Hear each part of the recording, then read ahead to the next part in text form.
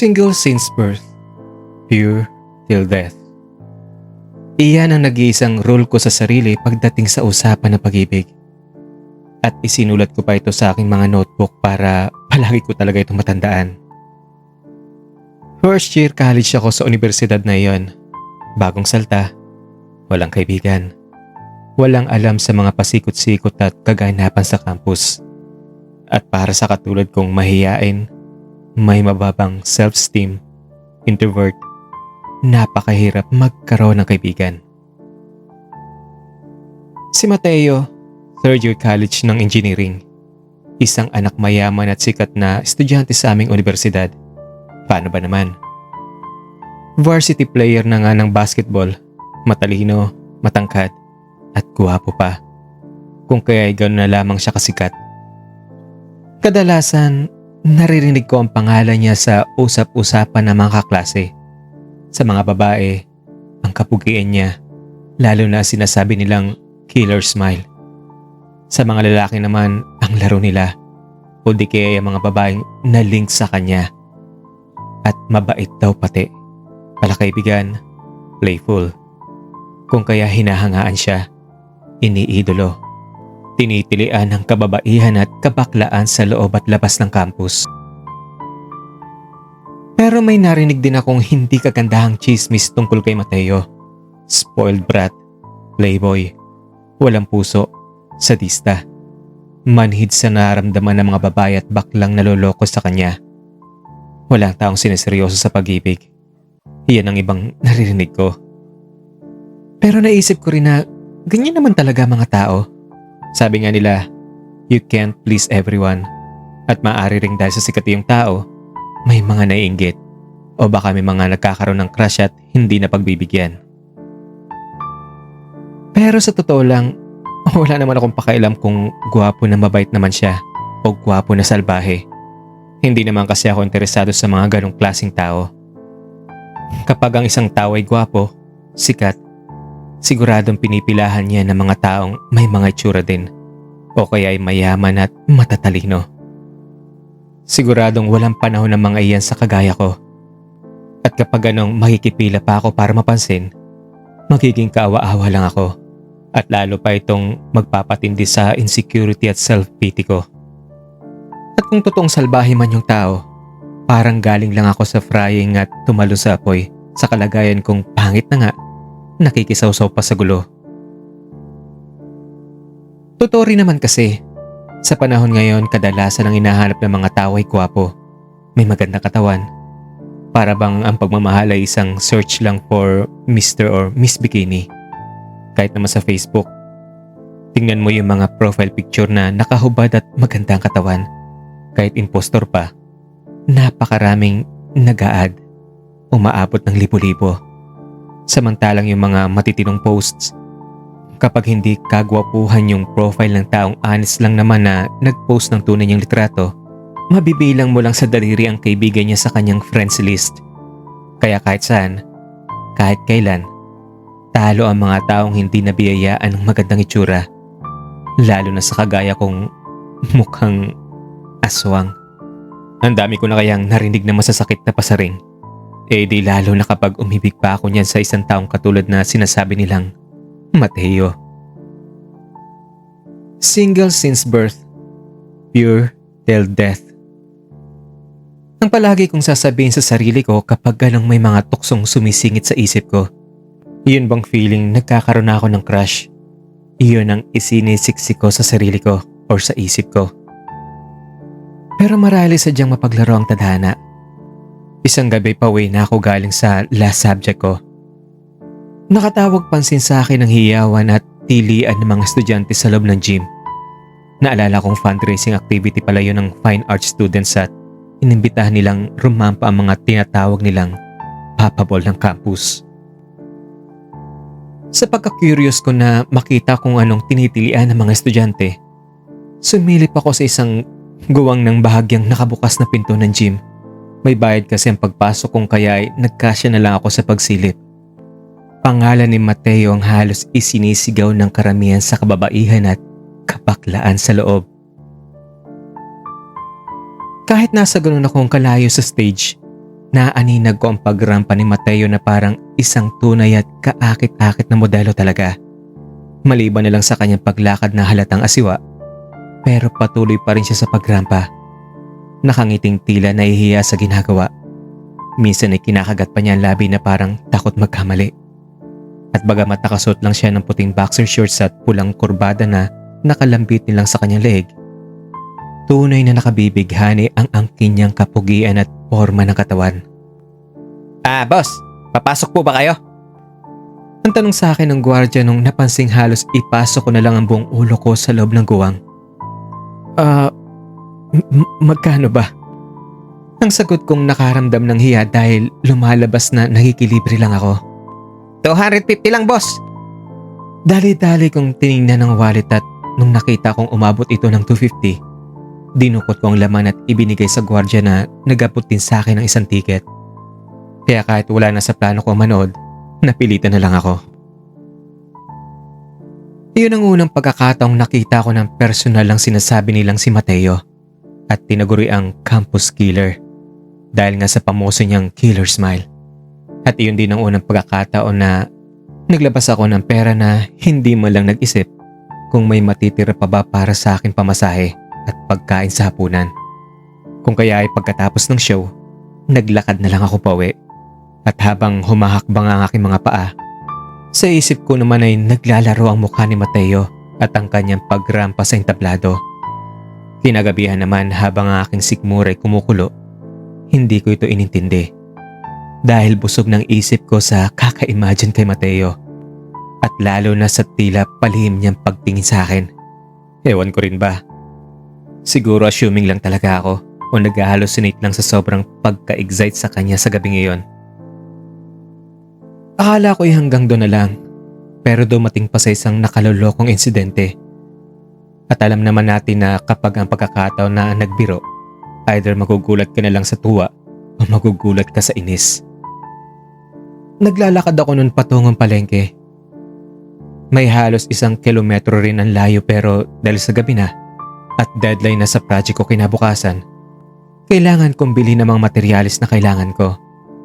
Nagmadali ako noon dahil maulan pati. At dahil wala naman tricycle na dumadaan kung kaya ay napilitan ako maglakad. Pero sa kalagitnaan pa naman ng aking paglalakad ay bigla rin pumuhos ang malakas na ulan. Tumakbo ko para maghanap ng masisilungan. At aba, bigla ba namang humarurot pang isang sasakyan at nagkataon pang nasa gilid ako ng kalsadang may burak. Di natalsikan ang damit ko ng dumi. Napahinto ako ng sandali para suriin ang aking damit. At halatang halata ang kulay brown na burak na dumikit dito. Siyempre nagmaktol ako. Nainis sa walang isip na nag-drive ng kotse. Parang gusto kong maglupase sa sobrang inis. Napasigaw na lang ako ng malas talaga.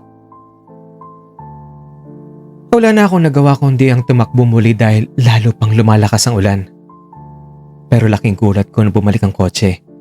At nung bumukas ang pinto, inaya ako ng nasa loob na pumasok daw ako.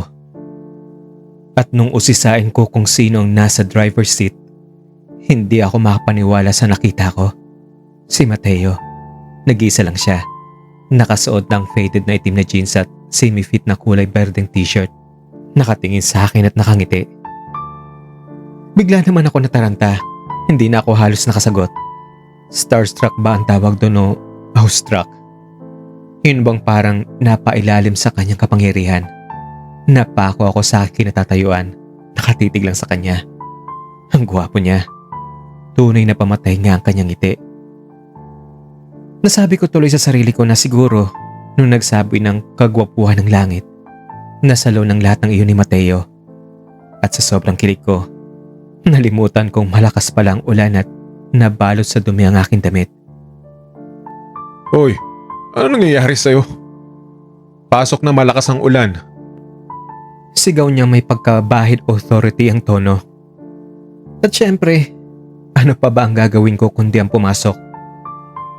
At habang nakaupo akong ganon, hindi naman magkamayo ang utak ko sa kakaisip kung ano ang aking sasabihin samantalang aking dibdib ay tila sasabog na sa sobrang lakas ng kalampag. Para lang akong timang, nakayuko. Halos hindi gumagalaw baka panaginip lang ang lahat at bigla na lang akong magising. O di kaya'y siya ang matauhan at bigla niya akong itulak palabas ng kotse. Saan ba ang punta mo? Sa Square Mart. Good. Square Mart din ang punta ko. Sakto. Hindi ako nakasagot. Di ko kasi alam kung ano ang sasabihin. Kung tatanungin ko naman siya kung anong gagawin niya sa Square Mart, baka sabihin niyang chismoso naman ako. Kung tatanungin ko naman siya kung kakain ba siya ron, baka isipin niyang gusto ko makikain. Kung tatanungin ko naman kung kotse ba niya ang sinasakyan namin, baka sagutin niya ako ng, ano ba sa tingin mo? Kung tatanungin ko naman kung bakit niya pinaharurot sa putikan ng kotse, baka rin sipain niya ako palabas. Basta silent na lang ako. Sorry nga pala ha. Nagmamadali kasi ako eh. Gutom na ako. Napangiti na lang ako ng hilaw. Siguro paraan niya iyon para hindi ako mahiya. Okay lang po yun. Kasalanan ko kasi lumabas pa ako kahit gabi na at umuulan pa. Hindi mo kasalanan yun. Kasalanan ko yun. Lahat ng tao may karapatang lumabas sa gabi at kahit sa gitna pa ng ulan. Pero kapag natalsikan ka ng burak, hindi mo gusto yun syempre. At hindi mo naman siguro gugustuhin maging karapatan ng gawing pananggang sarili mo sa tumalsik na burak sa kalsada, di ba? Ngayon, sabihin mo, kasalanan mo o kasalanan ko? Pagkatapos niyang sabihin yun ay ngumiti siya. At muli ay na-mesmerize na naman ako. Napangiti bagamat tinakpan ko ang bibig ko. Sige. Kasalanan mo na po. Sabi ko na nga ba eh. At saka pwede ba wag mo na akong pupuin? Sige ka, pabababain kita. At patatalsikan kita ulit ng burak kung pupupuin mo pa ako. Sige, gusto mo? At doon na ako natawa. Sa loob-loob ko lang, ang sarap pa niyang kausap. Mateo nga pala. Mateo DeGeneres. Sabay abot sa akin ang isang kamay niya. Ang isang kamay naman ay nanatiling nakahawak sa manibela. Don. Don, yan ang pangalan ko. Ang sagot ko, nakakahiya kasi kapag binuo ko ang pangalan ko. Kapangalan ko pa naman ang isang napakakisig na mortal sa mitolohiyang Griego. Pero ang itsura ko naman o ang mukha ko naman ay parang pinalupot na libro ng mitolohiya. Grabe ka namang manlait sa sarili mo. Totoo naman eh. Kung totoo man o hindi, dapat positive lang tayo. Laging masaya, di ba? Tumango na lang ako. Kahit anong sabihin niya, ini-enjoy ko lang. Siguro mayaman ka, no? Bakit mo naman nasabi yan? Kasi Don ka. Anong Don ka ba? Don Fausto, Don Mamerto, Don Feliciano, Don Epifanio, Don Mateo. Totoo palang palabiro ka, no? Hindi ko alam kung bakit nasabi ko yon.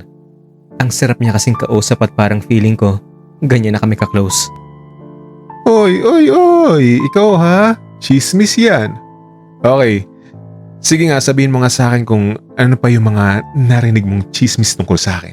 Sige, sabihin mo. Wala. Puro namang karamihan dun, papuri lang. Papuri ba? Okay, sige. Tulad ng ano? Yung, guwapo ka, palabiro, mabait, tapos magaling maglaro ng basketball. Naku, huwag kang maniwala sa mga chismis na yan. Puro kasinungalingan lang lahat ng yan. Palabiro ka pala talaga. Ha? Seryoso ka? Tingnan mo mukha ko. Di ba seryoso? Tingnan mo. Titigan mo. Tingnan mo. Ganyan bang hindi seryoso? Huh? Ano? Ang sarap talaga niyang kausap at masaya pa. Tawa lang ako ng tawa. Nasabi ko tuloy sa sarili ko na sadyang may mga tao talagang mapanira. Hindi naman pala totoong salbahe si Mateo. Schoolmate tayo, di ba? Oo. Parang nakita kasi kita sa fundraising ng Fine Arts. Oo. Oo nga. Iyon ang unang pagkakataon na nakita kita. Ang pagkikita natin. Napansin mo pala ako. Ang daming tao kaya nun. Oo naman. Sinong hindi makakapansin sa'yo late ka nang dumating, di ba? Nakita kitang naglalakad galing sa pinto ng gym. Yun. Oo nga pala. Sasabihin ko pa sana hindi sana ako manunod kung hindi dahil nasilip ko siya. Pero hindi ko na itinuloy pa. Naunahan talaga ako ng hiya. Nagustuhan mo pa yung show? Sa totoo lang, naasiwa ako sa pinagagawa ko dun. Oy, hindi ah. Ikit mo nga dun eh. Ikaw talaga. Oy, sakto, nandito na pala tayo sa pupuntahan natin, oh. Huwag ka na bumaba, ipapark ko lang tong kotse na sandali. Okay? Nung nakapark na ang sasakyan niya, agad siya lumabas. Lalabas na sana ako nung siya pa talagang nagbukas ng pinto para sa akin. Grabe ang naramdaman ko. Feeling ko talaga isa akong babaeng may pinakamahabang buhok at taglay ang maladyos ang kagandahan. At sige, salamat Mateo. Ang sambit ko at hihiwalay na sana para magtungo sa bookstore. Ano bang bibilhin mo? Mga stationaries na gagawin ko para sa project. Gagawa kasi ako ng diorama. Ah, okay. Sasamahan na kita. Ha? Naku, wag na, wag na po. Ang bigla kong pag-awat sa kanya. Nalaki ang mga mata ko. Hindi ko kasi akalain na mag-o-over siya na samahan pa ako. Ang dumi pa kasi ng damit ko. Anong wag na? Wala ka na masasakyan pag uwi. Maulan pa at may kasalanan pati ako sa iyo. Ihahatid kita sa ayaw at sa gusto mo. At dahil gutom na rin ako, dalian mo dahil sabay na rin tayong magdi-dinner. Huwag ka na mag-alala, taya ako. Hindi ko talaga lubos may paliwanag ang nararamdaman ko. Para bang may narinig akong pang-ookre sa utak ko na ang sabi, "Hoy, tikba lang. Huwag kang umasa, hindi kay bagay." Parang gusto kong maiyak na ayan, isang napakagwapong nilalang. Binigyan pa ang katulad ko ng ganong importansya. Walang pandidiri, walang takot na makita ng ibang taong mapangusga at pati siya ay pagtawanan. Hindi na ako nakaimik sa sobrang pagka-touched. Uy, ano na? Ba't di ka makasagot? Sige. Dito ka lang. Ako nang pupunta sa bookstore at babalikan kita dito. Ang sabi ko na lang sa kanya. Ayaw ko kasing may makita sa kanya na kasama ko. Baka may magtanong, machismis pa siya. Imbis na puro papuri sana ang marinig tungkol sa kanya. Bababa ang tingin ng mga tao ng dahil lang sa akin. Okay, dalian mo lang please. Nagugutom na kasi ako eh. At iyon na nga, nagtatakbo akong pumunta sa bookstore habang nakaupo lang siya sa isang bangko sa may labi ng mall. Pero ang nabuo sa isip ko ay ang planong tumakas. Tagalan pa ang pagbili ng mga gamit para magutom siya at kumain na lang na mag-isa at iwan na lang ako. Sobrang too good to be true na kasi. At ang sabi nila, kapag too good to be true daw, it's like untrue. Parang isang pantasya. At natakot akong baka mamaya hindi ko mamalayang umaasa na pala ang puso ko. Mahulog ang loob, ma-inlove at mag-expect ng pagmamahal. Ang kawawa naman ako. At isa pa, kapag kumain na kami, syempre, maghaharap kami niyan. Eh di lalo na ako mako-conscious. Baka mag-collapse pa ako kapag ganyang tinitingnan pa niya mukha ko. At tulad nga ng plano ko, tinagalan ko pa ang pagbili ng mga gamit at naghanap ng tiyempong tumakas. Pero wala pang 10 minuto ay nakita ko na siyang nakatayo sa labas ng bookstore. Tinitingnan ako. Kinabahan naman ako. Mukhang binabantayan talaga niya ako. At maya-maya lang pumasok na rin sa bookstore at tinulungan pa ako mamili. Oh, kailangan mo ng gunting di ba? Kailangan mo ng glue, kailangan mo ng styrofoam? At siya pa talaga nagbayad ng lahat ng pinamili ko. Tumutol man ako, pero iginit niya talaga sa cashier na pera niyang gagamitin. Kaya wala na talaga akong kawala at sumama na lang sa kanya pagdi-dinner. Sa loob ng restaurant, para akong tinotorture. Sa ganung pwesto ba naman na magkaharap kami, ang liwanag pa ng ilaw. Hindi ko naisip ang masasarap na ulam na in-order niya. Wala rin akong pakialam kung nahugutom ako. Para akong madudumi na nanlalamig. Nanginginig ang buong kalamnan na di mawari. Gusto ko maglaho. Para bang gusto na humiwalay ng kaluluwa ko sa katawan ko. Paano ba naman? Parang lumalabas na isang dinner date ang nangyayari sa amin. Maliban sa mala, Prince and the Beast na sitwasyon namin. Ang puting t-shirt na suot ko pa ay dugyot tingnan dahil sa burak. Ba't ka tahimik ngayon? Kanina lang nagtatawanan pa tayo ah. Nahihiya kasi ako. Ano ka ba? Huwag ka nang mahiya. Ewan ko ba? Basta nahihiya ako. Okay. Alam ko na kung bakit nahihiya ka.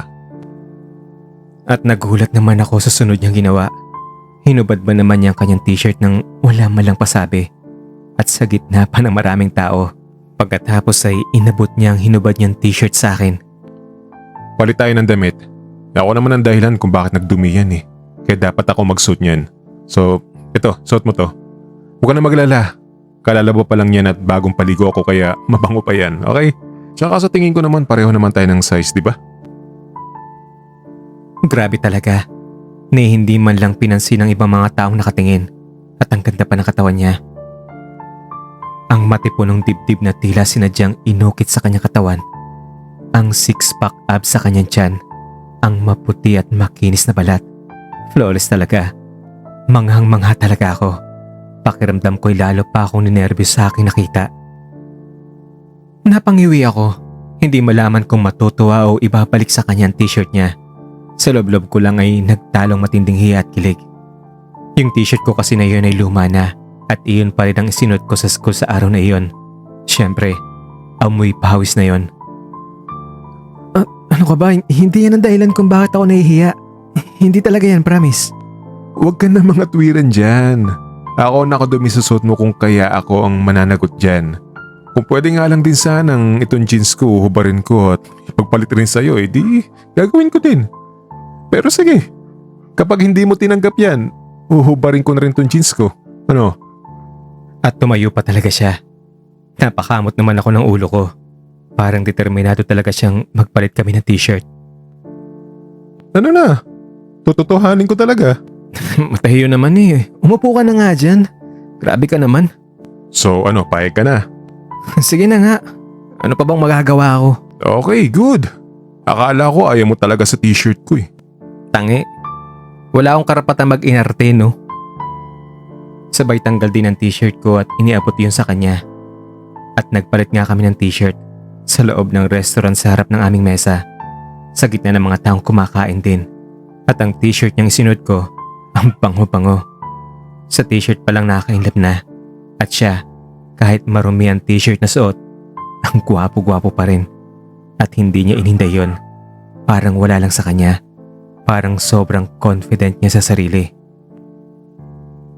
Oo naman. Sa sobrang kapugian ng taong ito at yata pasahan kahit napakaruming damit, papagay sa kanya. So, siguro naman hindi ka na mahihiya niyan ha? Hindi nga yan yung kinahihiya ko. Kulit mo naman. Ano ba talaga yung kinahihiya mo? Basta wala. Ang sagot ko na lang. Kailangan namang sabihin kung amukha ko ang aking kinahihiya. Okay, sige. Kung ayaw mong sabihin, ito na lang pag-uusapan natin. Ano naman yun?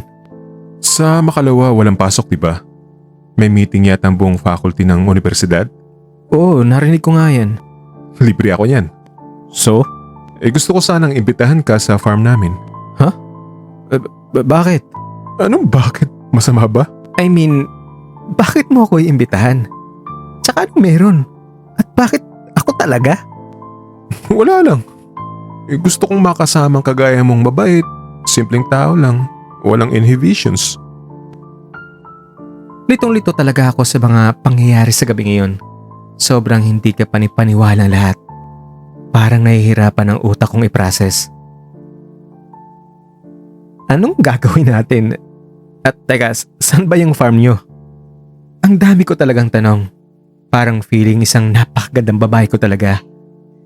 Yung super conservative sa ganda at takot na mawala ang pagka-pure ko.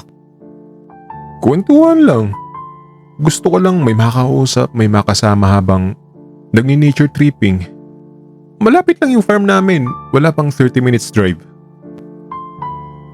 Pati yun ang simula ng pagkaturete ng utak ko. Sa gabing iyon hindi ako makatulog habang yakap-yakap ko ang t-shirt niyang ibinigay sa akin. Ang bango kaya at wala akong balak na laban iyon. Ilalagay ko pa yun sa isang sealed na plastic bag upang huwag kumupas ang bango. Sobrang saya ko. Yun bang feeling na hindi lang dahil naka-dinner date ko ang may-ari ng killer smile ng campus, kundi yung sweetness niya, yung sobrang kabaitan niya, yung pakiramdam na di kagaya ng ibang mga gwapo, hindi niya ako pinandirihan, at lalo na nasundan pa ang aming pagkikita. Parang ang dami nangyari sa 3 oras na nakasama ko siya na hindi ko kayang i-absorb sa isip ko. Hindi ko tuloy maiwasang hindi maalala ang sinabi sa akin ng albularyo. Makakatulog ka at magigising sa isang halik ng taong may taglay na M ang pangalan. Sa kagustuhan ko kasi at ng nanay ko na maibalik sa dati ang nasirang mukha ko, iyan ang nasambit ng albularyo. Kapag dumating na raw kasi ang tagpo na iyan, diyan namin malalaman na wala ng bisa ang sumpa. Pero may isang bahagi rin ng utak ko ang may pag-aagam-agam na nagsasabing, mag-ingat ka. Yun bang tanong na, bakit ako? Ano ang dahilan? Nagkataon lang ba iyon? Deserving ba talaga ako? Wala ba siyang ibang motibo kung bakit ang isang katulad ko ang pinili niya makasama sa isang nature tripping? Iyan ang mga katanungang nasa isip ko. Parang ang hirap paniwalaan. Parang isang panaginip lamang o yung kwentong pantasya.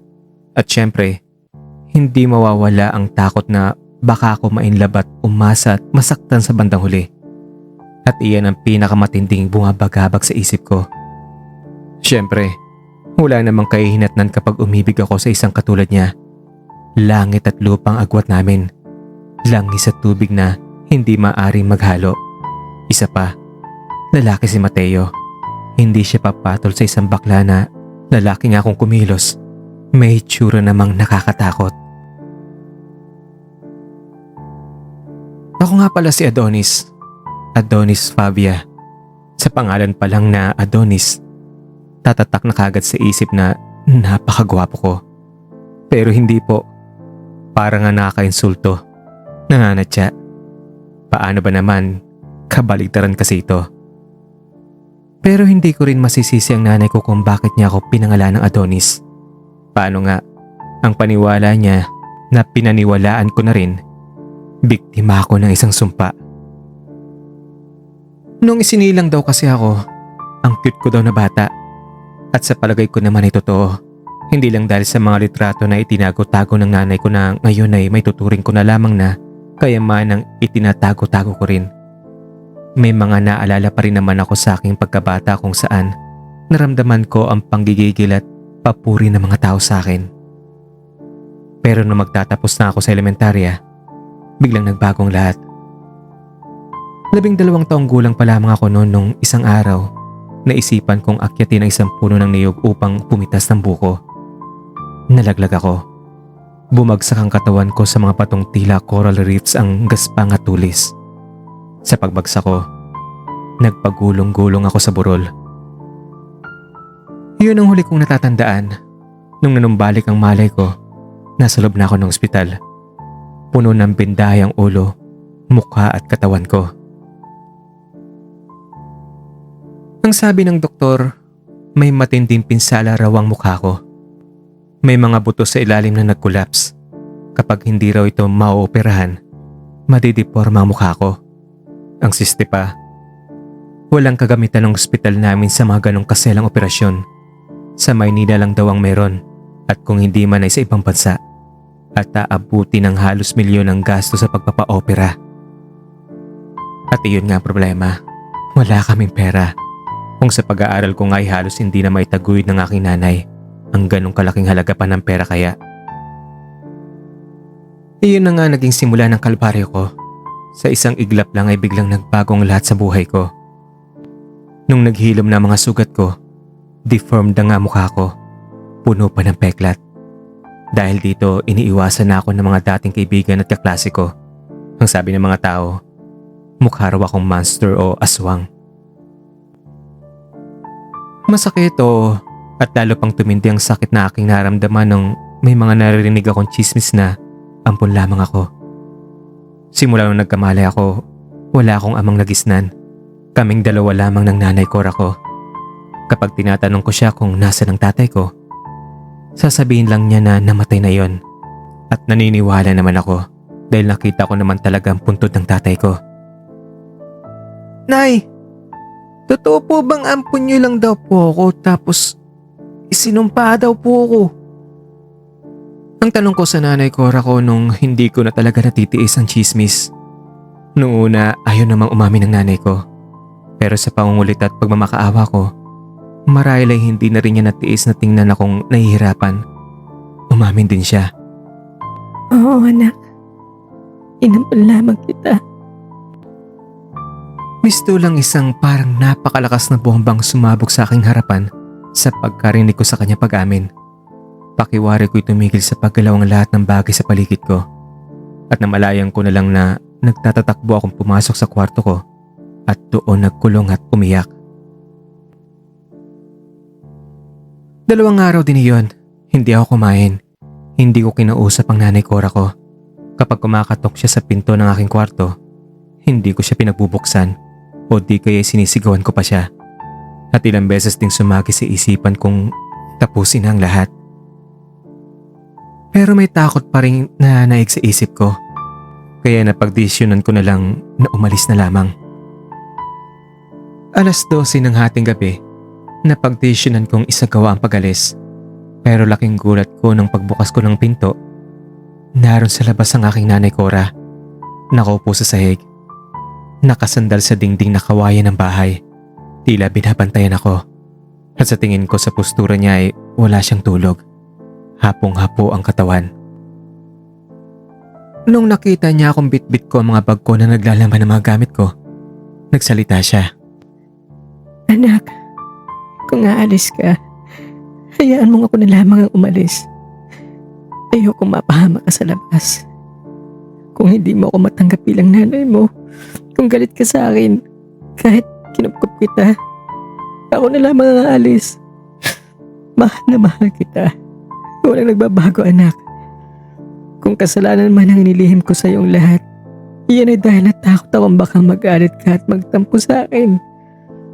At ngayong nagkatotoo ng takot kong ito, wala na ako magagawa pa. Ginawa ko ang lahat pero kung hindi mo nagustuhan anak, hayaan mo ako na. Ang sabi niyang umiiyak at tumayo siya. Nung nag-iimpake na siya at nagpaalam, doon na rin ako tinabla ng awa. Agad ko siyang niyakap at humingi ako ng tawad. Doon ko na-realize na mali ako, na dapat pala akong magpasalamat sa kanya sa lahat ng kanyang ginawang sakripisyo sa paghahalaga sa akin. Kasi kahit siya, hindi niya ako gusto na nangyari. Wala siyang kasalanan at siya pa nga ang may kahangahangang ginawa para ako ay buhayin. Hindi ko na itinuloy ang pag-alis. Tuloy ang buhay namin bilang mag-ina. Patapos na ang kasal ng mga magulang mo noon, may isang babaeng buntis ang nakadamit ng itim ang biglang sumulpot at nagtangkang sirain ng seremonya. Nagsisigaw siya, nagwawala. Ang sabi pa, isinusumpa ko kayo. Isinusumpa ko kayo. Hindi aabot ang 1 taon ni mamamatay kayo. At matinding pagdurusa ang haharapin ng mga magiging anak nyo. Yun ang isinigaw ng babae. Marami pa talaga siyang sinabi nun. Kabilang nga doon yung tatay mo raw ang ama ng pinagbubuntis niya, ng batang pinagbubuntis niya. Siya raw ang unang pinangakuan na papakasalan ng tatay mo. At kung kaya nagwala ang babae dahil pati ang kapatid niya binuntis din daw ng tatay mo. Pero pinabulaanan na yun ng tatay mo syempre. Gwapo kasi ang ama mo.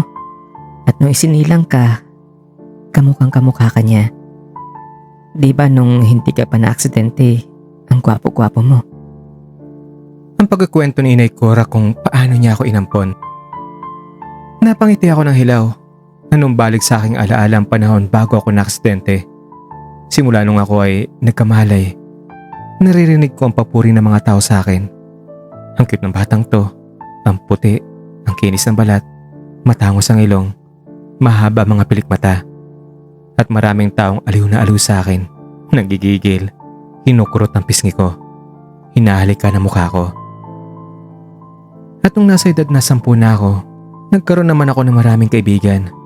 Maraming classmates ang gusto maging kaibigan ako. May mga babaeng nagkakaroon ng crush sa akin. Kaya masaya ako sa buhay ko. Bagamat may hirap lang kami, wala nga mang kinagisnan at nakatira pa sa isang dampa, tanggap ko ang buhay. Kumbaga, para sa akin, isa lang akong normal na batang nangarap din na makapagtapos ng pag-aaral. Makahanap ng magandang trabaho at maiahon sa hirap ang aking nanay. At sa tingin ko naman ay kaya kong abutin ang mga pangarap kong iyon. Pinagbubutihan ko kasi ang pag-aaral ko at palagi akong nangunguna sa klase. At dahil patapos na rin ang seremonya ng kasal, sinabihan na lang siya ng pari na wala na siyang magagawa dahil sa mata ng tawat Diyos. Nabuo na ang tali na nagdugtong sa pagiging mag-asawa ng mga magulang mo. Doon lalo yung nagwala yung babae. Kaya pinagtulungan siya ng mga taong hilahin palabas ng simbahan. Pero nagulantang ang lahat nung habang isinisigaw niya sa mundo ang nasabing sumpa niya para sa mga magulang mo. Sumigaw siya ng, "Buhay ko itataya ko para lang matupad ang sumpa ko sa inyo." Yun ang isinigaw niya. Sabay hugot sa patalim na nakatago sa kanyang bulsa at itinusok yun sa dibdib niya. Tapos hindi pa siya nakontento. Hinugot uli niya ito at muling itinusok sa dibdib niya. Nagkagulo ang mga tao. Kitang-kita namin na maraming dugong bumubulwak galing sa kanyang dibdib. Dinala naman sa ospital yung babae, pero ayun nga, binawian din siya ng buhay pagkalipas ng ilang oras. Sa unang mga buwan ng pagsasama ng mga magulang mo, wala naman silang napapansing kakaiba. Perpektong-perpekto ang pagsasama nila. Parang itinakda nga sila ng langit eh. Mabait sila pareho at dagdagan pa na gwapo't maganda kaya bagay na bagay talaga sila. Marami nga nainggit sa kanilang pagsasama. E paano ba naman mahal naman nilang isa't isa? Palaging nagsasama at sweet na sweet. At ang pangako ng iyong ina sa iyong ama kung sakaling magkatotoo man na buwan sumpa, hindi niya ito iiwan. At ganoon din ang pangako ng tatay mo sa nanay mo. Wala silang iwanan, kumbaga. Pero nung namatay ang nanay mo sa pagluluwal niya sa iyo, nalungkot talaga yung tatay mo. At sa araw mismo pagkatapos ng libing ng nanay mo, ayun, nakita na lang yung tatay mo na nakabitin. Binawi na rin ang buhay niya. Isang malalim na trahedya ang nagbigay tuldok sa kanilang wagas na pagmamahalan. Ayun nga, dahil matalik kong kaibigan ng nanay mo, sa akin ka inihabilin ng tatay mo. Nung panahon kasing yun, parang wala na sa katinuan yung tatay mo eh. Ang sabi niya lang sa akin bago siya umalis, "Ikaw nang bahala sa kanya, Cora." Kaya, ayun, ako nagbigay sa iyo ng pangalan na Adonis. Napakagwapong bata mo kasi. Kaya yan ang napili kong pangalan para sa iyo. Adonis. Napakagwapong nilalang sa mitolohiya kung saan ay nahuhumaling ang dalawang Diyosang si Venus, ang Diyosa ng pag-ibig at kagandahan, at si Persephone, ang Diyosa ng kabilang buhay. Yun ang kwento ng buhay ko. Iyan ang dahilan kung bakit Adonis ang pangalan ko. Nakakatawa. Ang Adonis na isang napakagwapong nilalang sa kwento ng mitolohiya ay naging pangit pagdating sa akin. Parang ako ang nakasira sa mga dang imahe ng pangalang iyon. Parang isa itong pangungutya. Dahil sa nangyari, hindi ko na pinagpatuloy pa ang pag-aaral ko. Mag-first year high school na sana ako noon. Pero dahil sa aking kapansanan, hindi ko na nakayanan ng sobrang sakit at lalo na kapag may nakikita akong taong tila nandidiri sa akin. Hindi na rin kasi ako nakapag-concentrate sa pag-aaral. Ang nangyari, nagmukmuk na lang ako sa bahay at halos hindi na lumalabas sa sobrang takot at phobia sa mga tao. At dahil dito naawa sa akin ng nanay Cora ko. Saka gusto kong maibalik ang aking dating anyo, minabuti niya na ipasuri ako sa isang albularyo. Baka raw kasi may mga gamot siya para ma-reverse ang sumpa o di kaya ay may mga gamot siya para maayos ang mukha ko or ang anyo ko. Pero doon ako lalong natakot nang tunawin ng albularyo ang kanyang tawas. Ang nangyari sa iyo, Adonis, ay sanhi ng isang sumpa. At kahit anong gamot o operasyon, hindi yan malulunasan. Mistulang nabagsakan ng ulo ko ng isang hollow block sa narinig. Ang sinabi niya isang pagpapatunay na totoo nga ang sumpa. Hindi ko akalain na magagawang idugtong ng albularyo ang nangyari sa akin at sa lihim na nakaraan ng aking mga magulang. Natigilan ang nanay ko. Hindi siya makapagsalita kagad. Paano po mawawala ang sumpa niya? Pagtanggap, pagpapatawad, pagmamahal, Ano pong ibig sabihin niyan? pagtitiis, pagpapasensya, pagpapakumbaba. Iyan ang susi. Hanapin niyo ang taong pinakamalapit niyang kamag-anak. Humingi si Adonis ng kapatawaran sa kanya. Aalis na sana kami nung biglang pinigilan kami ng albularyo. Ay, teka, sandali lang. May nakikita pa ako sa kanya. Nagulat kami sa narinig kaya bumalik kami kagad sa kanya. Makakatulog ka at magigising ka sa isang halik ng taong tunay na nagmamahal. Iyan ang palatandaan na nawala na ang sumpa. At sinabi rin ng albularyo ng halik na iyon ay manggagaling sa isang malapit na kamag-anak ng taong nagbigay ng sumpa na may taglay na letrang M ang pangalan. Nagkatinginan kami ng nanay ko at ako, napailing na lamang ng lihim. Paano ba naman sumagi sa isip ko ang kwentong pantasya ng Sleeping Beauty? Para bang nanadya talaga ang tadhana? Siya kasi ay maganda samantalang ako ay pangit. Paanong mayahalik sa akin sa itsura ko? Gusto ko na sanang maniwala pero hinaluan pa kasi ng committee. Bagamat nakaramdam ako ng konting pag-asa, tila isang napakatarik naman na bundok ang aming aakyatin. Ang sabi kasi ni inay ko, hindi nila kilala ang babae ngayon. Ni pangalan o apelyido ay hindi niya alam. Paano namin siya mahanap? Hayaan mo, Donis. Hindi ako titigil hanggat hindi ko makita ang mga kamag-anak ng babaeng yon. At iyon nga ang ginawa niya. Kung saan na lang siya nagpupunta, kung saan nagtatanong. Kung minsan nga'y gabing-gabi na siya kung umuwi. Awang-awa na ako sa nanay ko. Parang gusto ko nang ihinto na lang niya ang kanyang paghahanap dahil masakitin pa siya at kapos din sa perang panggasto sa pamasahe. Alam kong naghihirap din ang kanyang kalooban. Nay, ihinto niyo na lang po yung paghahanap niyo. Hayaan niyo na lang po akong ganito. Hindi ako papayag, Adonis. Ayokong habang buhay kang ganyan. Ayoko makitang nalulungkot ka at hindi mo man lang maranasan kung paano ang sumaya. Ang tumawa na magkaroon ng mga kaibigan. Gusto ko makapag-aral ka. Magkaroon ng masayang buhay. Makamit ang mga minimiting pangarap. Hindi na ako nakakibo. Sobra akong naantig sa kanyang sinabi. Matanda na ako. Paano na lang kung wala na ako? Kaya habang buhay pa ako, pipilitin kong ibigay sa'yo ang bagay na makapagbibigay sa'yo ng kaligayahan. Para akong mangiyak-ngiyak sa sinabing iyon ng nanay ko. May problema na nga siya sa kanyang kalusugan pero hindi niya iniinda ito para lamang sa akin. Doon ko na-realize kung gaano ko kamahal ng aking kinikilalang ina. Kaya pinagpatuloy pa rin niya ang paghahanap sa misteryosong babae pero wala pa rin siya mahanap na clue.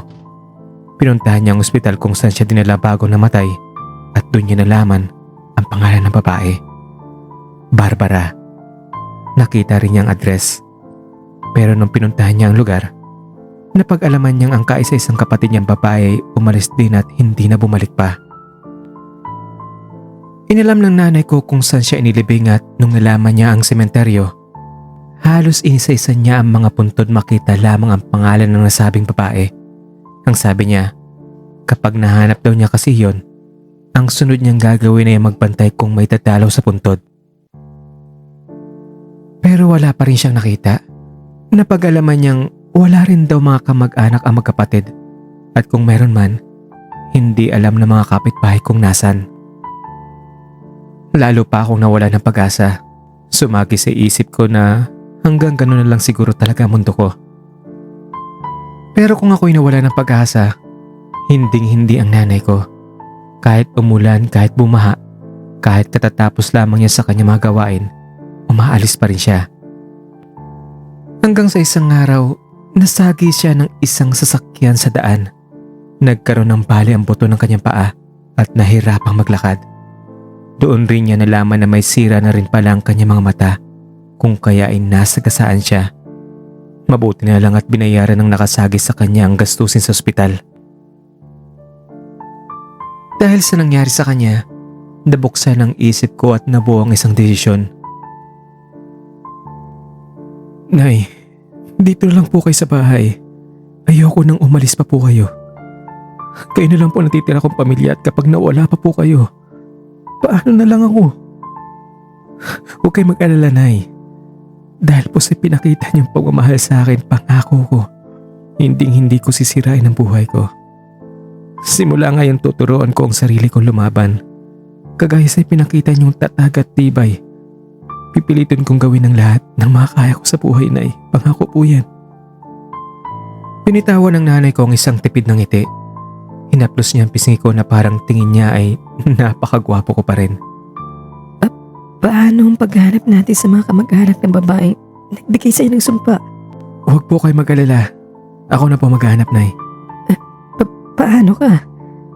Paano kung may mga taong makakita sa'yo? Wala na akong pakialam, Nay. Tumawa sila kung gusto nila. Iwasan nila ako kung gusto nila. Hindi na mahalaga sa akin yun.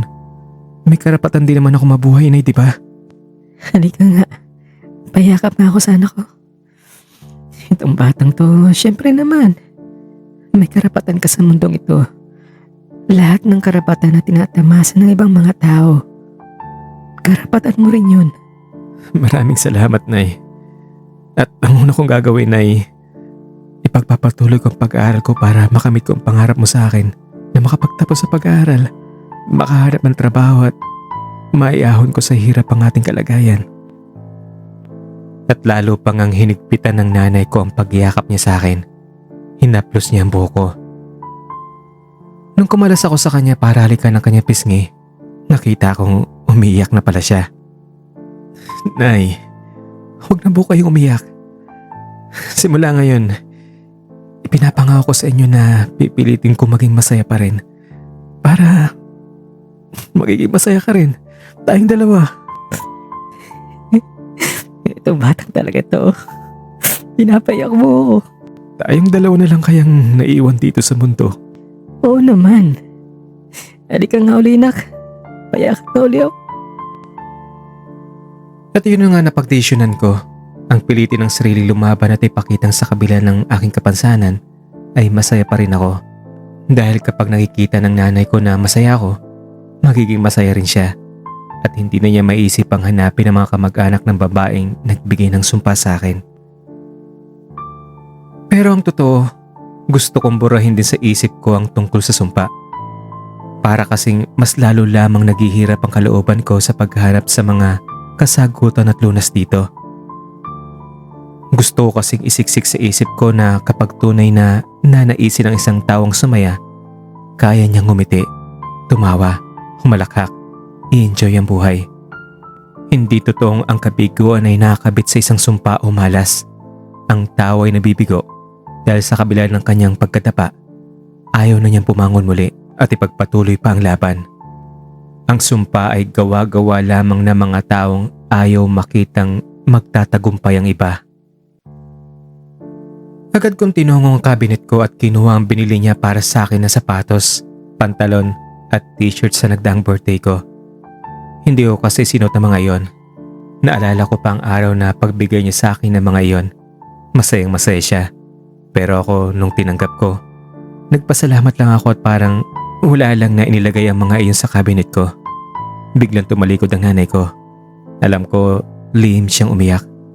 Ayaw lang niyang ipakita sa akin ang kanyang pag-iyak dahil ayaw niyang lalong mawalan ako ng pag-asa. Ayaw niyang lalo pa akong malungkot at maawa sa sarili ko. Simula kasi na magkamalay ako, tunay na anak na ang turing niya sa akin. At kung gaano siya ka-proud nung angkin ko pa ang kapugian ko, noong ang halos lahat ng mga taong makakita sa akin ay pinupuri siya. Walang nagbabago sa kanyang pagmamahal sa akin kahit nung ako ay maging pangit na. Charan! O di ba, Nay? Ang pogi-pogi ng anak nyo. Ano, Nay? Palakpak naman kayo dyan. At pumalakpak naman siya. Tumawa. Baka sa kanyang mukha ang kasiyahan. Ay, pogi talaga. Ang gusto ko po, Nay, kapag magaling na talaga kayo, magsimba tayo. At pagkatapos doon tayo sa plaza, maupo sa may mga simentong bangko. O di kayo maglaro ng siso, swing, slide. Kagaya ng dati, naalala niyo po yun? Okay lang sa'yo? Oo naman po. Ang totoo nga niya, Nay, namiss ko na po yun eh. O di, bukas. Magsimba na tayo at mamasyal na sa plaza. Nay, kapag magaling na kayo, Sigurado yan. Bukas may kita mo. Magaling na ako. tapos magbabaon po tayo Nay, ng pagkain, kamote o kaya saging. Oo anak, magbabaon tayo. At kinabukasan ngayon nagsimba kami. Hindi na ako nagtalokbong sa mukha. Habang naglalakad kami sa kalsada, pansin ko ang mga nanguosyosong tingin sa akin. May narinig pa akong ilang batang sumisigaw ng mumu, mumu, at may iba pa ring lihim na tumatawa. Sinulyapan ko naman ang nanay ko. Ang kanya mga mata ay may bahid na pagkaawa. Pero sinukluan ko lamang siya ng isang ngiting magpapahiwatig na hindi talaga ako apektado sa aking mga naririnig o nakikita. Hinawakan ng mahigpit ng nanay ko ang kamay ko at pinisil ito. Hinaplos din niya ang aking buhok na para bang masaya siya at bilib sa aking pinapakitang pagpapakumbaba at katapangan. Sa loob ng simbahan, ramdam ko ang mga matang nakatingin sa akin. Alam kong sa isip ng mga tao ngayon, inoosyoso nila kung ano nangyari sa mukha ko. Pero pilit kong nialabanan ng sariling huwag silang pansinin. Ang isinisiksik ko na lang sa isip ko ay tahanan iyon ng Diyos at lahat ng tao ay welcome na pumasok. Kaya kunwari wala lang nangyayari. At syempre, ang ipinapanalangin ko na lang sana kung hindi man maibalik ang dati ko mukha, matanggap ko ito ng maluwag at kaya kong malampasan ang mga pagsubok. Noong dumating na ang misa sa puntong ipakita ang kapayapaan sa isa't isa, matapang kong tinignan ang mukha ng katabi ko, pati na ang nasa harap at sa likuran ko. At binati sila ng peace be with you.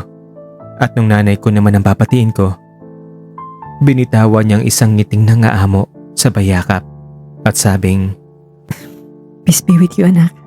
peace be with you din inay.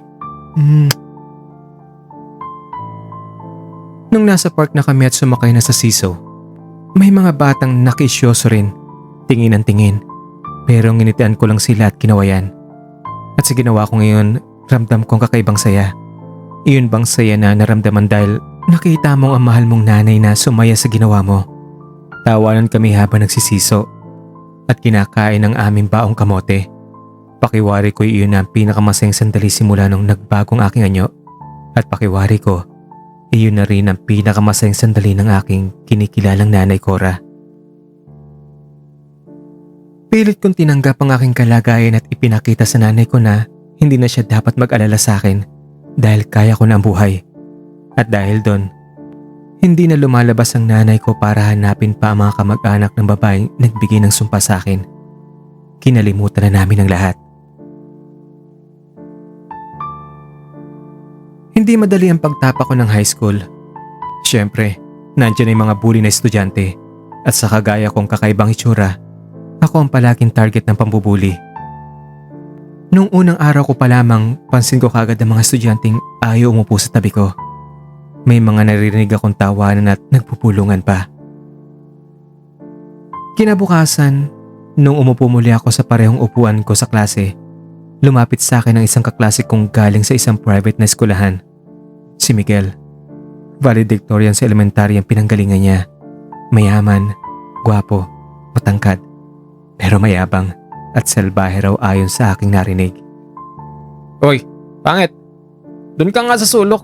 Nakaka-distract ka sa concentration namin eh. Kung makaupo ka naman dito sa harapan ng klase, nakakaalam mo kung sino gwapo ka at matalino. Doon nga! Nang sigaw niya, nadinig na dinig naman yun ng buong klase. Alam kong nagtatawanan ng ibang mga estudyante sa aking likuran. Ang ginawa ko, yumuko na lamang. Walang imik na dinampot ang aking bag. Tumayo at tinumpok ang isang gilid sa silid-aralan ng walang tao. Doon ako naupo sa isang bakanting silya na gutay-gutay na at halos hindi na maupuan. Nung nakalipat na ako, pansin ko pa rin ang lihim na pagtatawanan ng mga kaklase ko, pero hindi ko na sila pinansin. Ayaw ko ng gulo, at bago pa man iyon, alam ko mangyayari na ang ganong klase ng eksena. Naalala ko pa ang payo ng nanay ko. Lawakan ko ang pangunawa ko, pasensya at pag-iisip. Isipin ko na lang daw na napunta ako ron hindi dahil sa kanila, kundi dahil sa aking pangarap at sa munting pangarap ng aking nanay. Sinunod ko ang payo niya. Nagsikap ako sa pag-aaral at hindi naman ako nabigo. Nangunguna ako sa klase at dahil sa nakita nilang pagpapakumbaba, pagtitiis at pasensya na kahit minsan ay hindi ako nagpakita ng galit at pagiganti sa mga nangapi sa akin, bagkus ay tinutulungan ko pa sila kapag nahihirapan sila sa klase. Unti-unti silang nakikipagkaibigan na sa akin.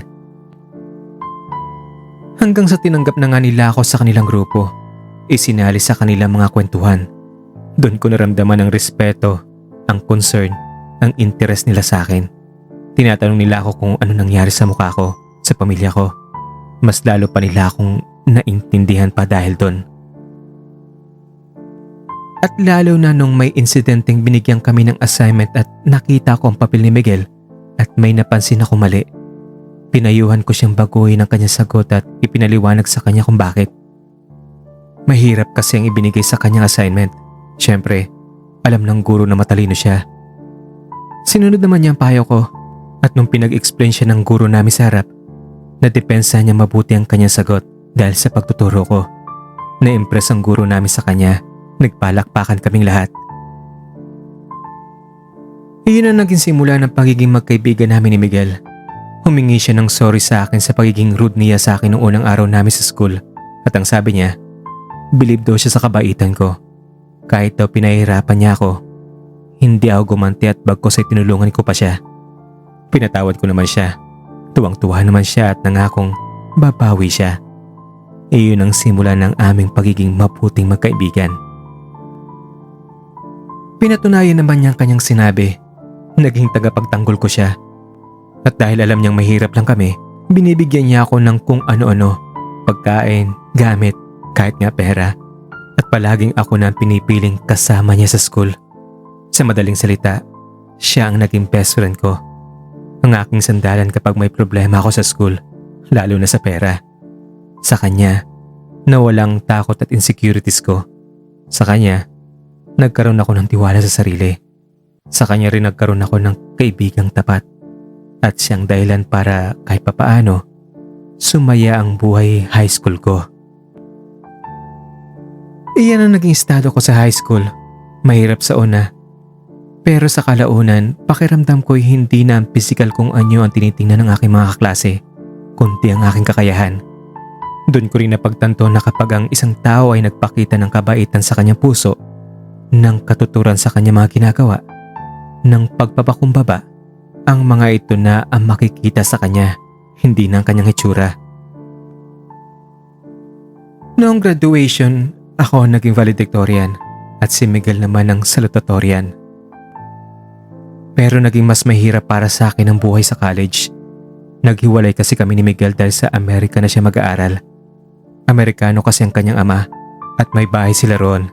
Samantalang ako ay isang state university lamang ng aming probinsya kung saan ako nabigyan ng scholarship. Sobrang lungkot ko sa paghiwalay namin. Nakahanap na sana ako ng kaibigan at kakampi. Nagkahiwalay pa kami. Pero bago siya umalis, binigay niya ako ng regalong cellphone at may SIM at load na kasama. Gusto raw niyang kahit magkalayo kami, patuloy pa rin ang aming komunikasyon. Siya na raw ang bahala sa load at magpapadala pa rin daw siya sa akin ng pera. O siya, last 20 minutes na lang pala natin at boarding na namin sa aeroplano namin. Ang sambit niya nung nasa domestic airport kami para sa lipad niya patungong Manila. Gusto niya kasing ihatid ko siya. Oy, ikaw mag-iingat ka palagi rito ha. Ikaw rin mag-iingat ka ron. Siyempre naman. Ikaw, baka mamaya nalimutan mo na ako kapag nasa malayo na ako. Uy, baka ikaw. ang ganda-ganda kayo ng Amerika at kapag nagka-girlfriend ka pa na Amerikana baka di mo na ako papansinin nun. No ka ba, hindi mangyayari yun. Mas mahal pa kaya kita kaysa sa Amerikana. Ikaw ang nag-iisang best friend ko na sobrang mabait. At kahit anong mangyari, hindi kita makakalimutan. Walang kahit sino man na maaaring pumalit sa'yo dito sa puso ko. Tatandaan mo yan. Oo naman ito. Kung makapagsalita naman, kala mo naman. Totoo yun. Babalik ako. Magkikita pa rin tayo at kapag nakabalik na ako, kagaya ng dati, isasama kita sa Lakwatsa, gagala tayo. Dadalhin pa kita sa Maynila. Pangako yan ha. Inilapat niya ang kanyang kaliwang palad sa kanyang dibdib at itinaas ang kanang kamay sabay sabi ng pangako. Paano ko hindi mo matupad? Nahinto siya sandali, nag-isip, at hinugot niya mula sa kanyang daliri ang nakasukbit na singsing na ginto. Akin ang daliri mo, suot mo to. Ano to? Para saan to? Guarantee, collateral. Collateral? Guarantee? Para saan? Guarantee na babalik ako at sa pagbalik ko, kukunin ko yan sa'yo. Alam mo ba ang kwento ng singsing na yan? Ano naman? Family heirloom yan. Matagal na sa henerasyon namin yan. Nagsimula yan sa kauna-unahan ng angka namin. Ipinamana yan sa mga eldest na lalaki sa pamilya. At ibinibigay nila ito sa kanilang napupuso ang maging kabiyak. At kapag nagkaanak na sila, ipapamana nila ulit sa kanilang eldest na anak na lalaki. At dahil nag-iisang anak lang ako, sa akin ito binigay ng nanay ko. Ganun ba? Nakakatakot naman magsuot niyan.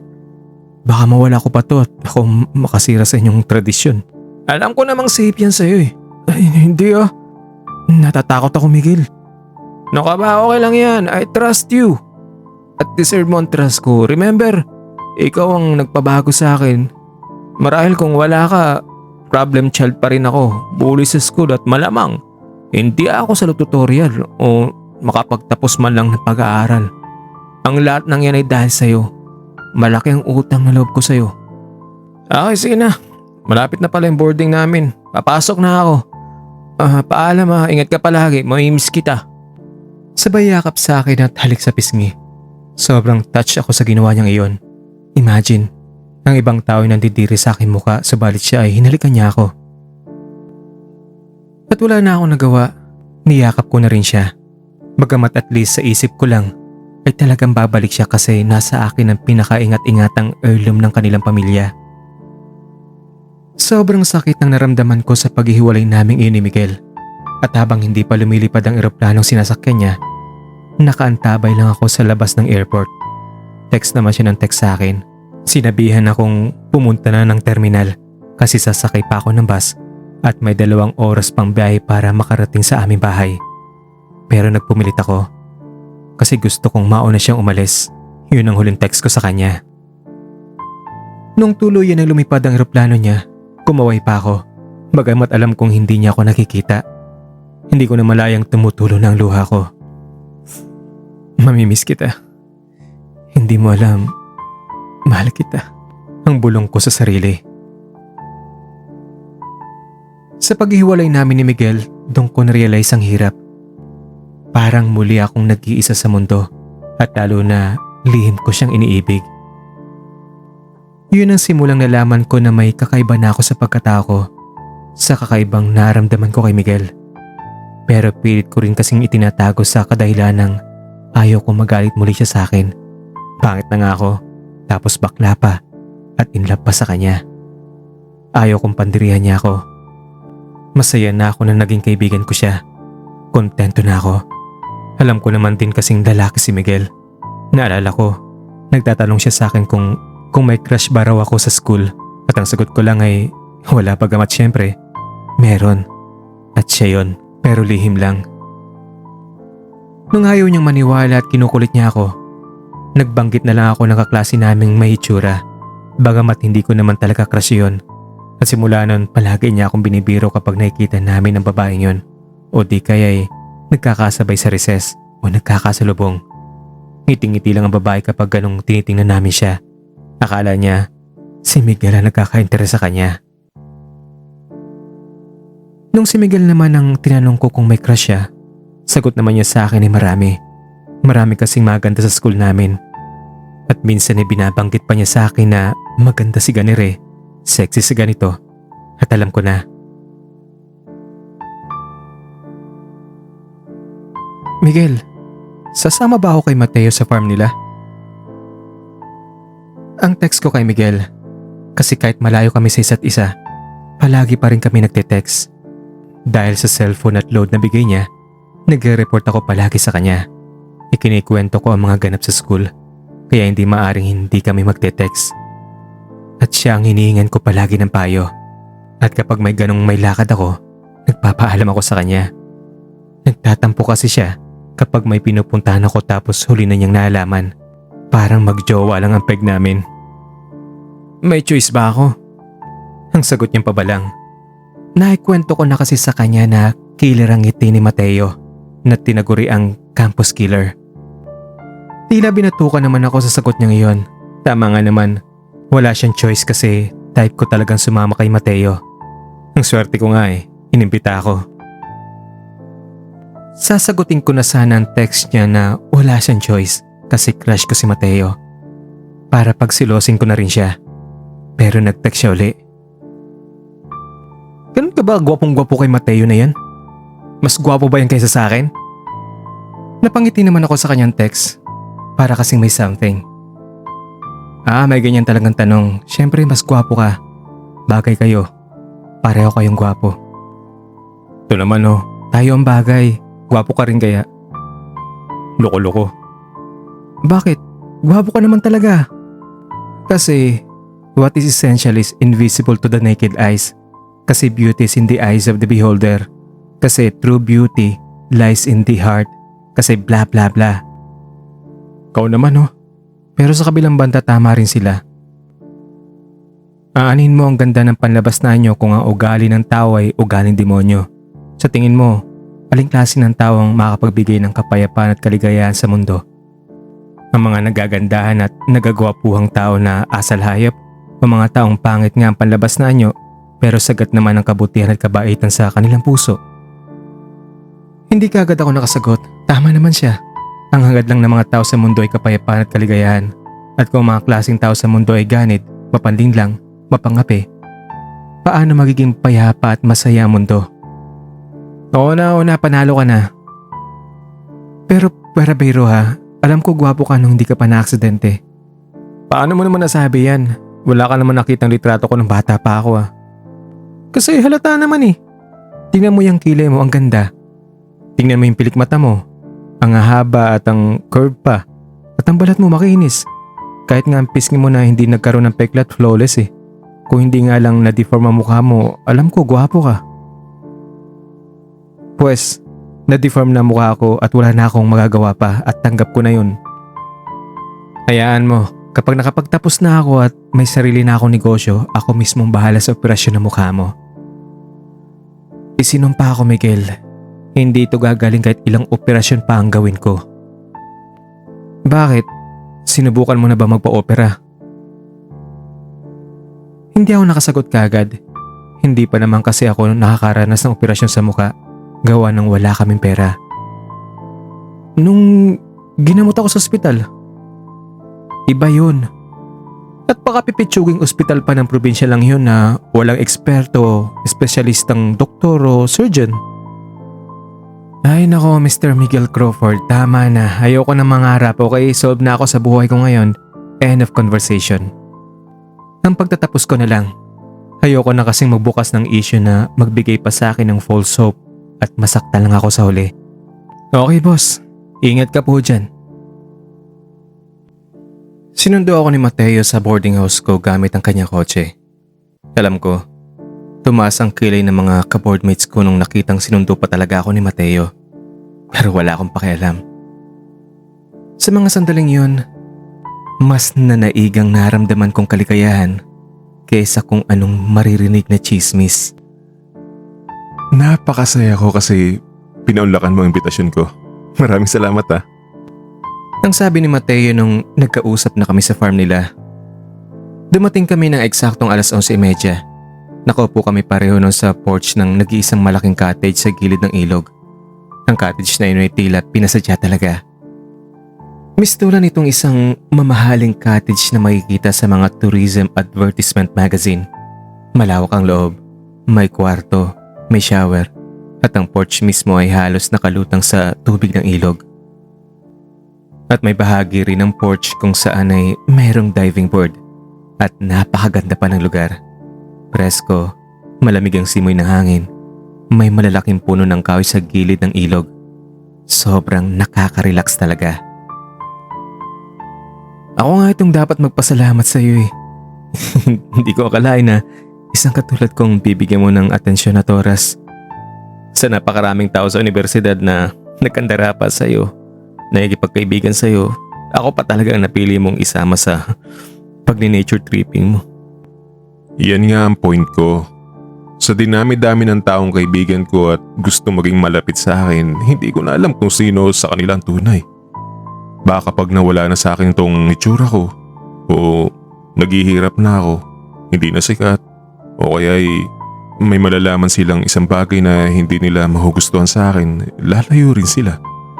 Hindi ko naman nilalahat pero hindi natin masasabi, di ba? Paano mo naman nalaman na hindi kita iiwan kapag naging pangit na mukha mo? Alam mo namang ayaw ko sa pangit, di ba? Ganon. Sige, tara na, ihahatid na kita. Iiwan mo rin pala ako kapag pumangit na mukha ako. Uy, biro lang po. Ano ko ba? Binibiro lang din kita. Para kasing totoo eh. Iyon ang unang pagtatagpo namin ni Mateo sa kanilang farm. Sa unang nature tripping namin na iyon ay hanggang sa mababaw na kwentuhan lang kami. Biruan habang nagpipiknik. Parang magsyota kaming nasa getting to know stage pa lamang. Inikot din niya ako sa kanilang farm. Ipinakita sa akin ang iba't ibang pananim nila kagaya ng mangga, citrus, lanzones, rambutan at niyogan. Sa unang tagpo naming iyon, mas nakilala ko si Marco bilang isang normal din na tao. Natatawa sa mga biro, may mga paboritong pagkain, mahilig sa nature, mellow music, rugged, hindi maarte, may paninindigan at prinsipyo. Halos pareho kami ng hilig.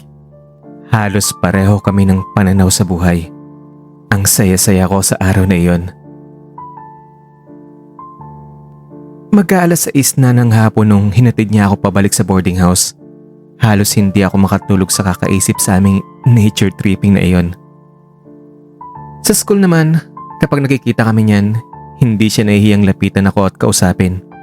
Minsan ay sasamahan pa, kagaya ng sa library. Tatabi yan sa pagupo. Itatanong kung anong research ko, binabasa ko. Kapag nasa kantin naman, ililibre ako niya ng pagkain at sabay kaming kakain. At lantaran ng ipinapakitang pagka-sweet ni Mateo sa akin. Kahit sa harap ng maraming tao, inaakbayan ako niyan. Nakikipag-holding hands o minsan ay ililingkis ang kanyang braso sa akin bewang. At maraming tao ang nakakapansin nun. May mga tao rin nagtatanong sa akin kung bakit sweet si Mateo sa akin. May mga naririnig akong patama na ginayuma ko raw si Mateo o may sa demonyo raw akong kapangyarihan. At ang iba naman, ginagamit lang daw ako ni Mateo. Kaya ang nasasabi ko na lang sa sarili ko, bakit naman ako gagamitin ng isang tao? Mayaman ba ako? Sikat ba ako? May itsura ba ako? Si Mateo ata yun, baliktad yata. Baka ako pang nanggagamit sa kanya. Pero wala akong pakialam kahit ano pang sabihin nila. Siguro nga totoo kapag umiibig ka, hahamakin mo ang lahat. At ang rule ko para sa sarili ay binago ko na rin. Single since birth, not anymore. Simula nun, ang lahat ng nasa isip ko ay si Mateo na. Kung dati ang sabi ko sa sarili ay huwag na ma-inlove, pakiwari ko'y nabaliwala na ang rule ko na yun para sa sarili. At syempre, sino bang hindi ma-inlove sa ipinapakita niyang kabaitan?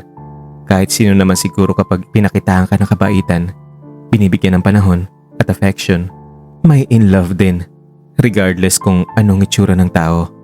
At lalo na sa katulad ni Mateo, parang nanalo lang ako ng super mega lotto. Nasundan pa ang aming nature tripping sa kanilang farm. At kung sa unay hanggang sa mababaw na level lamang ang aming pinag-uusapan, sa pagkakataong iyon ay mas malalim na. Meron na kaming self-disclosure kumbaga. Seryoso nga tayo. Okay, sabi mo eh. Parang wala ka yatang problema, no? Weh, anong wala ka dyan? Lahat ng tao ay may problema. At kung ikaw ba naman ang mayroong mukhang kagaya ko, mas malaki ang problema mo. Well, hindi ko naman nakikita sa itsura mo na may problema ka. Iyan ang akala mo. Baka ikaw siguro walang problema. Nasa yun ang lahat eh. Iyan din ang akala mo, di mo lang alam. Try me. Makikinig ako. Alam mo bang ampon lang ako? Weh, di nga. Oo, totoo yung narinig mo. Ang tunay kong nanay namatay nung ipinanganak ako. Tapos yung tatay ko naman, nagpatiwakal daw. Alam mo bang magkapareho ang kwento natin? As in, magkapareho. Ganun ka rin? Oo. Namatay din ang nanay ko sa panganak sa akin. Pagkatapos niya namang ilibing, ang tatay ko naman, katulad din nung sayo. Nagpatiwakal din. Tapos yun, inampun ako ng matalik na kaibigan ng nanay ko na siya nga yung kinikilala kong nanay. What a coincidence. Oo nga eh. Siguro ang kaibahan lang natin, gwapo ka at mayaman ang umambon sa'yo samantalang ako. Isang mahirap lang at na ito, mahirap ding i-drawing ang mukha. Ikaw talaga. Akala mo naman kapag may itsura ang tao, wala na siyang problema. Uy, pareho lang tayo. Kung ikaw, ang problema mo yung anyo mo, ganun din ako. Alam mo ba na ang unang umampun sa akin ay isang mahirap din na matandang babae na walang pamilya? Siyang matyagang nag-alaga sa akin. Masaya ako sa kanya kasi kahit kapos kami sa pera, ramdam kong pagmamahal niya sa akin. Hanggang sa, ayun, namatay siya. 9 na taong gulang pa lang ako noon, nasa grade 5. 5 taon lang kasi ako nung nagsimula sa elementarya. Sabi ng nanay ko, matalino daw ako. Sobrang lungkot kasi nangyari. At ang masakit, yung pakiramdam na nag-iisa ka lang. Hindi mo alam ang gagawin. Hindi mo alam kung saan ka pupunta. At nadagdagan pa ng paghihirap ko nung sa pag-uwi ko ng bahay pagkatapos ng libing.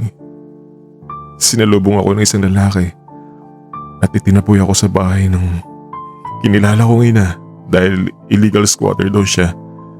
Dahil wala naman akong kamag-anak o kakampi, wala akong nagawa kundi mag-impake.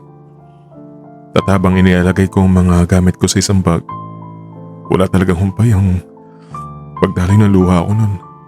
Doble-doble ang dagok na dumating sa akin ng araw na iyon. Nawala na nga nag-iisang taong nagmamahal sa akin. Nawala rin ang aming tirahan na siya na lang sanang nagsilbing alaala ko sa kinikilalang nanay ko. At sa gabing yun, sa gilid ng kalsada ako natulog. Tapos, anong nangyari? Ngayon, sa pangatlong araw ko sa lansangan may sumakit din sa akin, mag-asawang walang anak. Ang akala ko magiging masaya na ang buhay ko sa kanila. Pero sa totoo pala yun ang magiging simula ng kalbaryo ko. Yung lalaki pag wala yung asawa, doon niya ginagawa sa akin yung hindi ko talaga kayang sikmurahin eh. Sandali. Tama ba yung narinig ko? Pinubugbog ka, pinakasamantalahan, tapos pinahirapan? Oo, tama ka. Kapag kaming dalawa lang ang nasa bahay nun, tinatakot niya akong papatayin daw niya ako. Binubugbog kapag hindi ko gagawin ang iutos niya. At teka, ano pang iniuutos niya? Lahat ng pwedeng maisip mo na gawin sa akin ng isang kagaya niya. At halos araw-araw niyang ginagawa sa akin yun. Minsan, kapag gabi at tulog ng asawa niya, ayun, pupunta siya sa kwarto ko. Wala naman ako magawa. Wala kasi ako ibang pamilyang pwedeng mapuntahan. Wala talaga akong kakampi. Sobrang bigat ng kalooban ko noon. Hindi lang sa physical na aspeto kundi sa psychological, mental, emotional. Para talaga akong tinotorture. Bakit hindi ka nagsumbong sa mga kinahukulan? Natakot ako. Pinagbantaan niya kasi akong papatayin niya ako pag ginawa ko yun. Hindi mo ba naisipang umalis na lang na hindi ka lumayas? Yun na nga ang ginawa ko. Nung hindi ko na talaga matiis, lumayas na ako. At nagpalaboy-laboy na lang sa lansangan. Doon ko nakilala ang ibang mga batang lansangan. Natuto kong magbisyo. At nung may nakakita sa akin na isang mayamang bakla, isinakay niya ako sa kotse niya. Pinakain, pinaliguan, binihisan. Ipinatikim niya sa akin ang kaginawahan.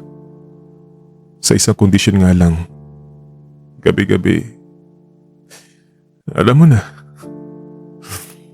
Pero hindi rin nagtagal yun dahil sa sobrang pagkaselos niya. Ikinukulong niya ako sa kwarto kapag nasa trabaho siya. Kaya tumakas ako nung magkameron ako ng pagkakataon. At ayun, balik lansangan na naman ako. Nasa 10 taong gulang na ako noon pero matangkad na at may forma ng katawan ko para sa edad ko. Kaya marami nang na-attract sa akin. At doon ako tuluyang natutong ilako ang sarili ko. Sa totoo lang, nandidiri ako sa ginagawa ko noon pero yun lang alam kong madaling paraan para kumita ng pera eh. Sa naranasan ko, naukit sa isipan ko na ang halaga pala ng isang tao ay katumbas lamang sa pera. At ang kalakaran sa mundo ay umiikot lamang sa panggagamit, panggugulang, panlalamang, pandaraya. At sa masakit na karanasan ko ngayon, nasabi ko na lang sa sarili kong mahirap pala talagang magtiwala sa tao. Sa isip ko, lahat na lumalapit sa akin ay dahil lamang sa itsura ko at katawan ko. Doon na rin ako nakatikim ng kung ano-anong ipinagbabawal. Natahimik ako sa mga sinabi niya. Tila naubusan ako ng sasabihin. Hindi na ako nakapagsalita pa. Mistulan akong nasabugan ng bomba sa sobrang pagkabigla at pagkaawa sa kanya. Pero yun na rin naging daan para makalabas ako sa vicious cycle ng buhay kong yun. Napag-alaman nilang minor ako kaya dinala nila ako sa DSWD. Sa loob, pinilit ko magpakabait.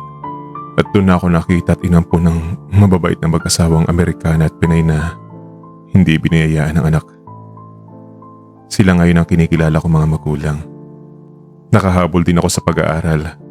Nag-accelerate 1 beses sa high school. Nakailang beses na rin makapunta ng Amerika.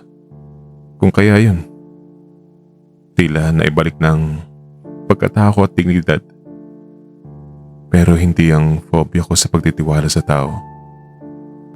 Nandyan pa rin ang takot na magtiwala sa motibo nila, sa pakikitungo nila sa akin. Matindi pa rin ang epekto ng aking karanasan sa psychological na aspeto ng pagkatao. Kahit ang mga taong umampun sa akin, minsan pinaghihinalaan ko rin. Oo, isa akong paranoid. Hindi rin naman siguro ako masisisi dahil nga sa nangyari sa akin. Hindi ko kayang kontrolin ang takbo ng pag-iisip ko. Nakikihalubilo ako sa mga tao pero sa loob ng utak ko, may pag-aalangan. May matinding pagsususpetsya. May matinding takot pa rin. Sobrang pagkamangha ko sa narinig na kwento ng buhay niya. Ang akala ko ay ako na ang may pinakamatinding problema sa mundo. Bakit mo sa akin sinasabing ang lahat ng yan? Ewan ko, hindi ko talaga alam. Siguro ang bigat-bigat na ng dinadala ko. Parang hindi ko na kaya. Kung kaya naisipan ko nang sabihin sa ito para kahit papaano lumuwag-luwag naman ang damdamin ko. Bakit naman ako? Feeling ko kasi mapagkakatiwalaan ka. Parang ang gaan-gaan ang loob ko sa'yo eh. Maraming salamat. At ipinapangako ko sa'yo, your secret is safe with me. Maraming salamat. Hoy, ikaw magkwento ka naman sa buhay mo. Di ba ang sabi mo magkaparehong kwento ng buhay natin? Tatayo na nga. Ako naman ang nagkwento. Sinabi ko sa kanya lahat. Maliban na lang sa eksenang kasalan ng aking mga magulang at ang babaeng nagbigay ng sumpa. Ayaw kong pagtawanan niya ako. At tinapos ko ang kwento ng... Ayan, malungkot din ang buhay ko. Pero pilit akong bumabangon. Pero minsan, Aminin ko, hindi ko maiwasang malungkot kapag may nakikita akong tao na parang natatakot sa mukha ko. O kaya may nagbubulungan na alam ko naman na tungkol sa akin. Yan naman ang epekto nito sa akin. Kung ako lang sana masusunod, ayaw ko na talagang mabuhay pa sa mundo. Sobrang hirap na sa araw-araw, kinukumbinsi ko ang sarili ko na paniwalaing hindi ako ganyan, hindi ako ganun kapangit. O kaya ay may tao pa rin darating sa buhay na magpapasaya sa akin. O kaya isang araw, gagwapo rin ako. Tapos makakaharap ako sa mga tao na taas noo. Yung hindi nila ako titingnan na parang nandidiri pa rin, na parang isang alien o extraterrestrial. Nagpapakatatag pa rin para sa nanay Cora ko. Mataas kasi ang pangarap niya sa akin. Umaasa siyang isang araw, malalampasan namin ang dagok ng buhay namin. Ang nanay ko na lang nag-iisang dahilan kung bakit gusto ko pang mabuhay.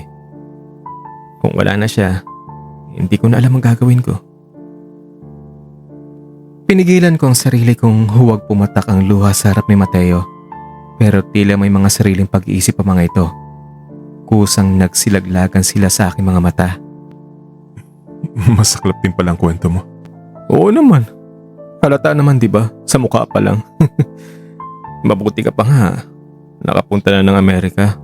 Nakapag-ice skating. Naarating ang mga magandang tanawin. Nakakain ka na ng masasarap na pagkain. Ako, hindi pa talaga. Papahiring ko na sana ang mga luha ko sa pisngi ko nung kamay ni Mateo ang unang lumapat dito. Pinahid niya ang mga luha ko. Ano ka ba? Lugar lang yun. Tanawin lang, pagkain. Pero mas maswerte ka. Kasi kapag may taong magmamahal sa'yo, alam mong totoo. Kasi sigurado kang hindi lang panlabas na anyo mo ang habol niya, yung pera o kasikatan ng habol niya sa'yo, kundi ang buong pagkatao mo, ang kabutihan ng puso mo. Siguro kaya nasabi niya yun ay naawa lang talaga siya sa akin. Pero ang hindi ko akalain ay ang sunod niyang ginawa. Inilapat niya ang kanyang pipig sa akin pisngi. Hinalikan niya ako doon. Dahil sa pagkagulat, bigla akong kumalas sa kanya. Nahiya kasi ako. Ikaw ba naman ang may depormadong pisngi? At hinalikan pa talaga iyon ng iyong Prince Charming. Nakaka-tense talaga.